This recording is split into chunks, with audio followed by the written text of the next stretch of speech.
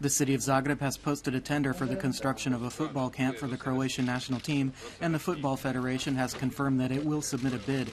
This is bad news for tennis players who will be moved from the Svetice sports facility where the camp will be built.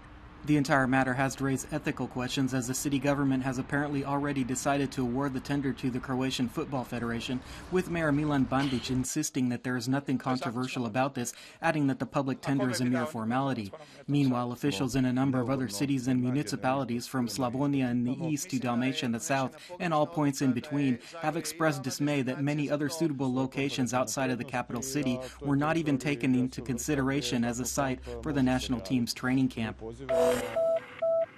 A number of dual Latin Cyrillic script signs were either removed or damaged overnight in the eastern city of Vukovar. The signs posted on the misdemeanor and municipal courthouses were taken down, while those on the county courthouse, the county and municipal public prosecutors' offices, and the Croatian Health Insurance Institute were damaged. The police are currently searching for the perpetrators.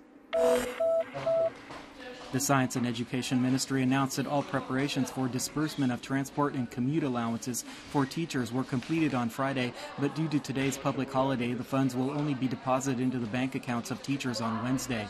Earlier, Science and Education Minister Željko Jovanović promised teachers and other education system employees that these allowances would be paid out in the first week of January. The management of national air carrier Croatia Airlines confirmed today that one of their planes could not take off from the airport in Copenhagen on Friday due to a malfunction.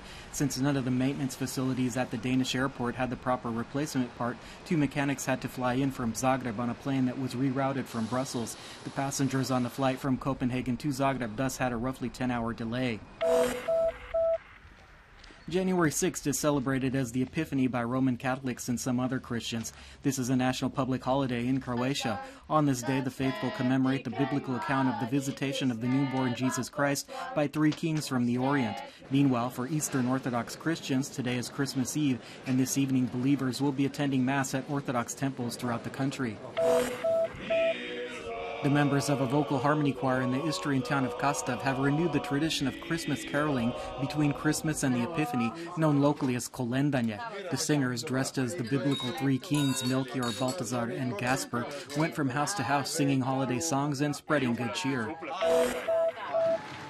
In sports, in the World Volleyball Championship qualifications in the coastal town of Rovinj, the Croatian women's team defeated the Netherlands 3-2, thus finishing first in their qualification group with 3 wins and securing a spot in the next World Championship tournament.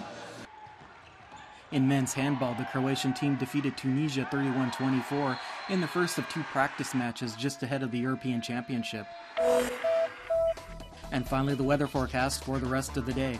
Clouds will clear up in most of the country as the day draws to a close, and fog can be expected inland in low-lying zones and valleys. Some wind can also be expected. Winds will be light on the seacoast, with only occasional moderate Scirocco winds still blowing on the open seas. The sea will be moderately choppy at places, while minimum visibility will be 12 kilometers. Temperatures will be a bit cooler than yesterday, peaking at about 10 degrees Celsius inland and reaching up to 15 degrees on the coast.